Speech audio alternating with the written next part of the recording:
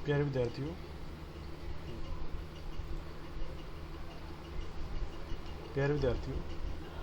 आज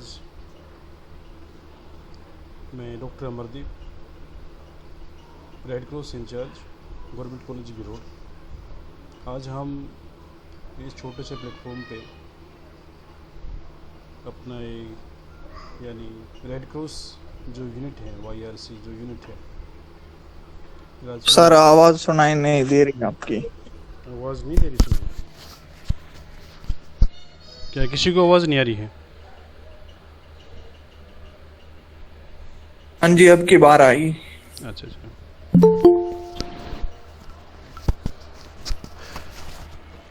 तो जैसा कि हम बात कर रहे थे कि राजकीय महाविद्यालय बिरोड की जो रेड क्रॉस यूनिट है, उसके तत्वाधान में हम आज विश्व पर्यावरण दिवस मना रहे हैं एक तरह से।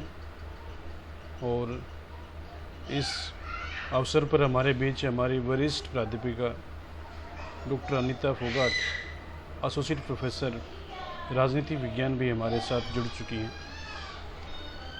इस कार्यक्रम में जो महत्वपूर्ण जो बात है वो ये है कि मतलब पर्यावरण के बारे में हमें जागरूकता फैलानी है। जैसा कि हम सभी जानते हैं कि 5 जून को सबसे पहले 1972 से इसकी शुरुआत हुई थी, विश्व पर्यावरण दिवस मनाने की। स्टॉकहोम से इसकी शुरुआत होती है और तत्कालीन जो भारतीय प्रधानमंत्री थी इंदिरा गांधी, उन्होंने भी इसमें भाग लिया था। और उसके बाद ये एक सिलसिला चल पड़ा है। बारी है। उसके बाद सिलसिला चल पड़ा था कि मतलब पर्यावरण को लेकर एक जागरूकता फैलाई जाए कि किस प्रकार से, क्योंकि ये जो धरती है ये केवल आदमी की नहीं है, ये मानव की जाति की नहीं है, बल्कि यहाँ पर रहने वाला हर प्राणी, चाहे वो कीड़ी है, मकोड़ा है, मछली है, जानवर हैं, पशु हैं, सबका उतना ही अधिकार है जितना कि मानव का है। मगर ये है कि मानव अपनी बुद्धि का विकास करके उसने एक तरह से अपने अकॉर्डिंग व्यवस्था स्थापित करने का प्रयास उसने किया है। और इस व्यवस्था स्थापन में हम कह सकते हैं कि पर्यावरण को बहुत सारे नुकसान भी पहुँचे, खासकर जब से औद्योगिकरण हुआ है, या फिर हम कह सकते हैं कि जब से औद्योगिक क्रांति शुरू हुई है, तो उसके बाद से उद्योगों से निकलने वाला धुआं या फिर फैक्ट्रियों से निकलने वाला जो गंदा जल, जब तक वो बड़ा नहीं हो जाता है, उस पौधे को आप संरक्षित भी करें, सिंचित भी करें, उसमें पानी डालें, खाद वगैरह जो भी है दें उसमें। क्योंकि एक आदमी जो पौधा लगाता है वो ये है कि 10 आदमियों के बराबर उसकी ऑक्सीजन उस पौधे से निकलती है। तो ऐसे बहुत सारे छोटे छोटे फैक्ट्स हैं। मतलब एक हम ही कह सकते हैं कि वो कहते हैं ना कि हम घूमने कहीं बाहर जाते हैं तो वहाँ की हरियाली देख के बड़े मंत्रमुग्ध हो जाते हैं। और फिर जब हमारी अपने घर की बात आती है, खासकर हम जिस परिवेश में आजकल रहते हैं, उस परिवेश में सबसे बड़ी समस्या यही रहती है कि मतलब हमारे घर में भी पौधे नहीं होते हैं। अगर आप आज से 40-50 साल पहले देखोगे तो आसपास के हर घर में लगभग कोई न कोई पौधा होता था।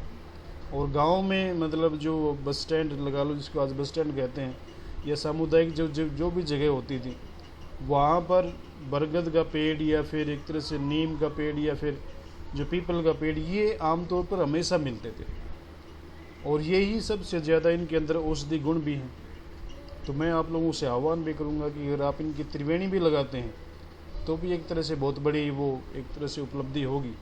हमने भी कॉलेज में लगाई हैं, मगर अभी जैसे लॉकडाउन चल रहा है तो इतनी व्यवस्था वहाँ पर नहीं हो पा रही है। बहुत सारे अब कई बार ये भी होता है कि सरकारें, जैसे आज हरियाणा सरकार का एक वो आया था कि 60 लाख पौधे वो लोग लगाएंगे इस पर्यावरण दिवस के ऊपर। तो पौधे तो हर साल बहुत लाखों की संख्या में लगाए जाते हैं, मगर जो सबसे बड़ी समस्या हमें देखने को मिलती है वो होती है उनके संरक्षण की। यानी उसको एक बार लगाने के बाद छोड़ दिया जाता है, वो सबसे बड़ी बात होती है।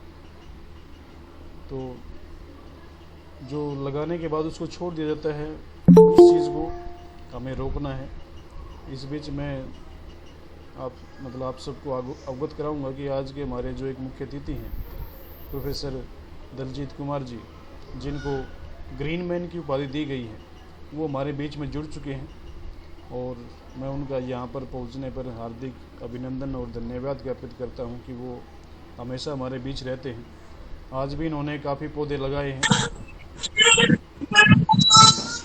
तो मैं उनसे भी बाद में आग्रह करेंगे कि वो अपना वक्तव्य देंगे और उसके बाद फिर मैडम अनीता देंगी और उसके बाद फिर हमारे जो भी वॉलंटियर्स हैं अपनी बात रखना चाहते हैं वो रख सकते हैं, क्योंकि ये एक प्लेटफॉर्म ऐसा है कि जहाँ पर आप सबके विचार साझा हों और उसके साथ साथ फिर धीरे धीरे हम ये कह सकते हैं कि भाई अनेक प्रकार के जो तत्व होते हैं, यानी मतलब कहते हैं ना, विचार विमर्श के बाद से ही बातें आगे निकलती हैं और तभी आगे चलकर वो सकारात्मक रूप से आकार ले पाती हैं।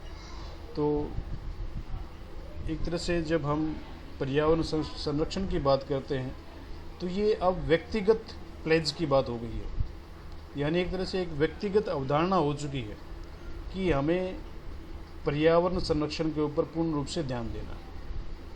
अगर पर्यावरण संरक्षण के ऊपर ध्यान नहीं दिया तो कहते हैं कि जिस तरह से आज हम कहते हैं सस्टेनेबल डेवलपमेंट की हम जब बात करते हैं तो वो जो सस्टेनेबल डेवलपमेंट का जो की अवधारणा है वो फिर पूरी नहीं हो पाएगी।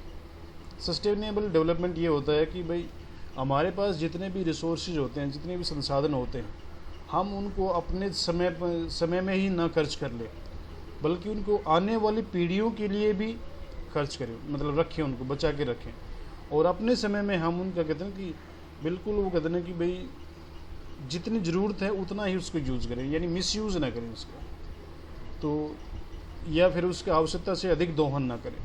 क्योंकि जो समस्याएं हमारी होती हैं वो यही होता है कि भाई जिस तरह से हमारा जो कोयला था, कभी कोयला बहुत अच्छी खाद्यान्न थे, बहुत अच्छे समय में, मतलब एक तरह से आज से जब खाद्यान्न शुरू हुआ तो काफ़ी समय तक उसके खान खुली और खुलने के बाद फिर ये था कि काफ़ी सालों तक चलेंगी। मगर आज भी जब हम इलेक्ट्रिसिटी बनाते हैं तो उसमें भी यही होता है कि आज भी हमारी ये है कि लगभग 70% ज़्यादा से 70% करीब जो इलेक्ट्रिसिटी है वो कोयले से ही बनती है, जबकि उसमें हम जो पवन ऊर्जा है या फिर जो जल ऊर्जा है उसके माध्यम से अगर बिजली बनाएं तो उस जो कोयले का जो कहते हैं ना कि हम बचाव कर सकते हैं, या उस कोयले से हम ये कह सकते हैं कि मतलब भाई हम एक तरह से वो कर सकते हैं कि उसका आगे वाले जनरेशन के लिए उसको छोड़ सकते हैं। मगर वो चीज़ नहीं हो पा रही है, तो हमें इन चीज़ों का ध्यान रखना पड़ेगा थोड़ा सा कि किस प्रकार से सारी जो कहते हैं ना कि समय के साथ साथ हमें पर्यावरण संरक्षण भी करना है और अपनी ज़रूरतें भी पूरी करनी है। मगर सबसे बड़ा जो थीम है वो यही है कि मतलब जो इकोलॉजी है उसको हमें रिस्टोर करना है, यानी दोबारा से उसको रिस्टोर करना है। और उसमें मैं आप सभी से आह्वान करूंगा कि आप लोग कम से कम एक पौधा तो आज अवश्य लगाएं और